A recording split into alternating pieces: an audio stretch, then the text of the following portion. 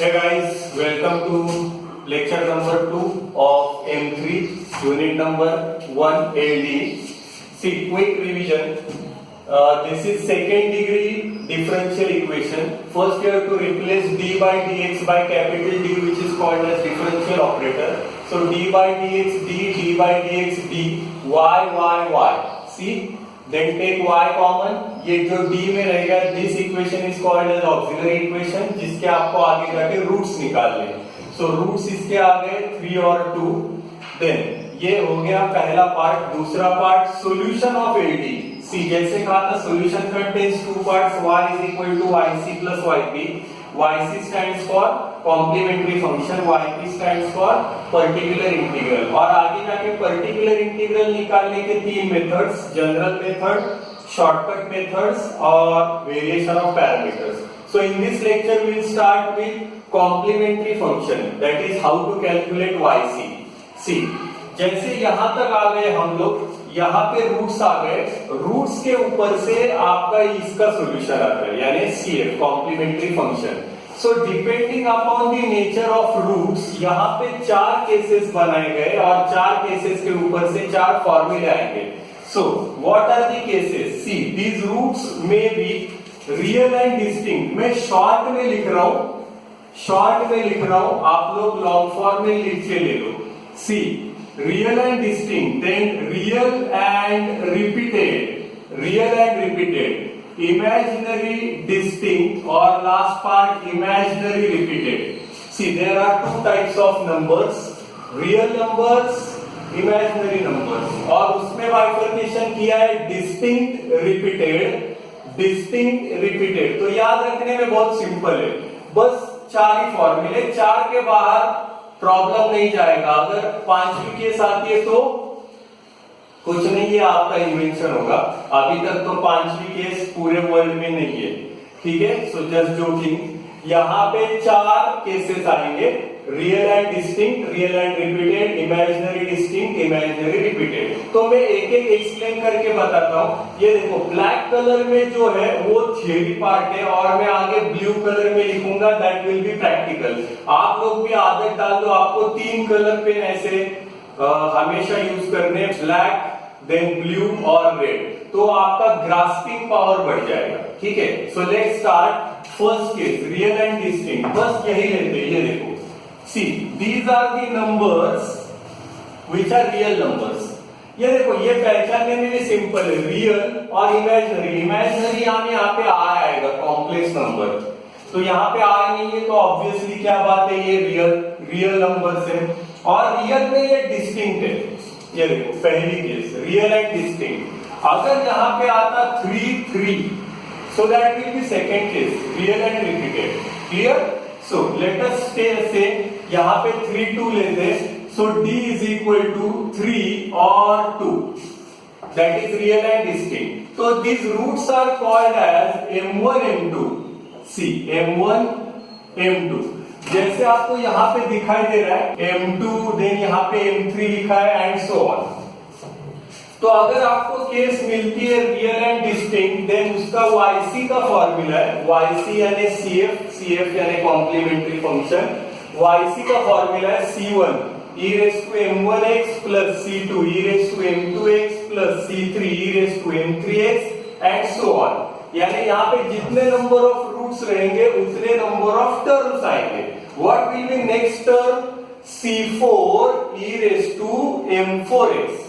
ठीक है. नाउ फिलहाल यहाँ पे दो ही रूट्स है, तो यहाँ पे दो ही टर्म्स आएंगे, that is m1 and m2. So how you will apply that formula?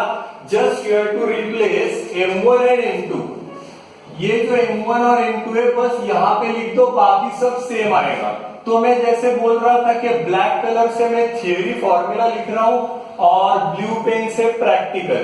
अभी यहाँ पे प्रैक्टिकल क्या होगा, हम इसका CF निकालने जा रहे हैं. ये देखो, C1 e raised to, just replace M1, क्या M1 3x plus C2 e raised to, what is M2 2. So this is your final solution of this differential equation, that is CF. See, sequence doesn't matter. 3 2 लिखा क्या या फिर 2 3 लिखा क्या, one and the same, you can write anything. So यहाँ पे आपने क्या देखा, अभी m1 को रिप्लेस करेंगे 3 से, m2 को रिप्लेस करेंगे 2 से, तो ये हो गया आपका yc यानी cf। So this was case number 1। अगर यहाँ पे 3 रूट आते, 3, suppose d is equal to, let us say d is equal to 2 3 और 5, 2 3 और 5, तो यहाँ पे 2 रूट से तो 2 टर्म आ गए, अगर 3 रूट्स आ गए तो 3 टर्म आएंगे। So just you have to replace m1 m2 m3। तो मैं लिख रहा हूं, ये देखो yc c1 e raise to m1x plus c2 e raise to m2x plus c3 e raise to m3x, ये हो गया yc। इसके लिए मैं यहां पे नोट करता हूं, सी these are m1 m2 m3। सो आपने क्या किया, just replace m1 m2 m3, see m1 m2 m3, case number 1, real and distinct. Clear? Now let's go further, that is real and repeated. So let us take d is equal to 4 4. See, these are real numbers and repeated numbers. तो repeat हुआ है इसलिए यहाँ पे m1 और m2 ऐसे नहीं बनेंगे, m1 और m2 बनेंगे, सॉरी m1 बनेंगे, यानी यहाँ पे डिस्टिंक्ट था इसलिए m1 m2 और सेम है इसलिए m1 m1। तो यहां पे क्या करोगे, जस्ट रिप्लेस m1। इन दोनों में डिफरेंस क्या है, ये देखो, यहां पे इंडिविजुअल कांस्टेंट्स है c1 c2 c3 c4 and so on. हमेशा याद रखो रिपीटेड में, ये देखो यहां पे भी रिपीटेड में कांस्टेंट ऐसे लिखते, कॉम्बिनेशन में लिखते c1x plus c2 c3x plus c4, repeated में, real and repeated, imaginary and repeated, and that is not the case with distinct। ये देखो distinct और distinct, यहाँ पे इंडिविजुअल है c1 c2 c3 c4 like that. ठीक है, तो मैं अभी इसका लिख रहा हूं ब्लू पेन में, that is practical. yc is equal to c1x plus c2 e raise to m1x। Now what is m1? 4। So just you have to replace m1, that's all. तो ये आ गया इसका आंसर, यानी yc, रियल एंड रिपीटेड। अभी इसमें भी 2 part है, ये दो ही बार रिपीट हुआ है। अगर सपोज 3 बार रिपीट हो गया, d is equal to let us say 5 5 5, तो यहाँ पे लॉजिक ऐसा है, अगर 2 बार रिपीट हुआ तो यहाँ पे फर्स्ट डिग्री आता है, फर्स्ट डिग्री। देन अगर 3 बार रिपीट हुआ तो ऑब्वियसली सेकेंड डिग्री आएगा।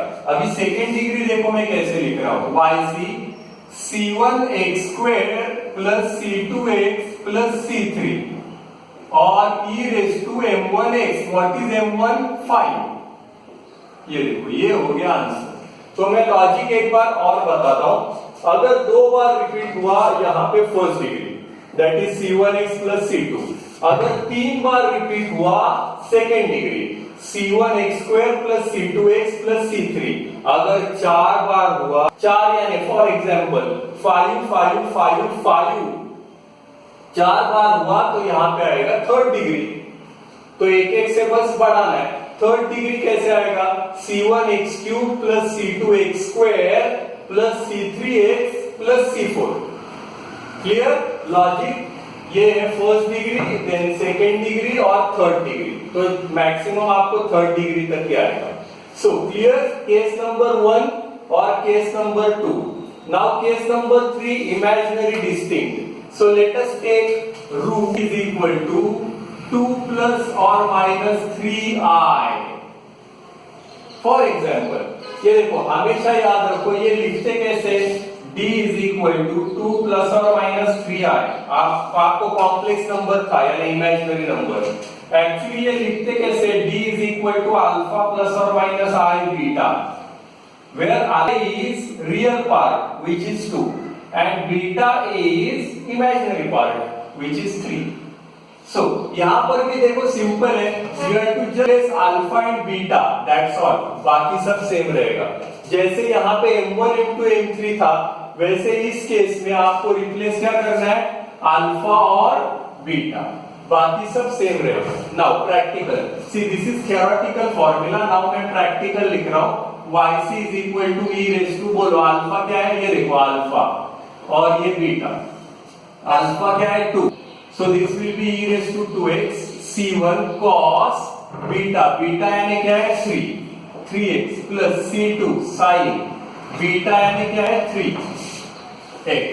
ये देखो ये हो गया इसका सॉल्यूशन,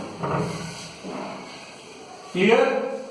तो आपने क्या किया, जस्ट रिप्लेस अल्फा इन बीटा, तो अल्फा को रख दिया 2 और बीटा को रख दिया 3, मैं अंडरलाइन कर रहा हूं तो आपका ग्रास्पिंग बढ़ेगा। ये देखो alpha beta beta, clear. Case number 3 and now last case number 4। So let's consider d is equal to 1 plus और माइनस 2i, 1 प्लस और माइनस 2i। ये देखो रिपीट हुआ है, रिपीट हुआ है, जैसे यहां पे रिपीट हुआ था ना, मैं ये यहाँ पे स्क्वायर कर रहा हूं ताकि आपको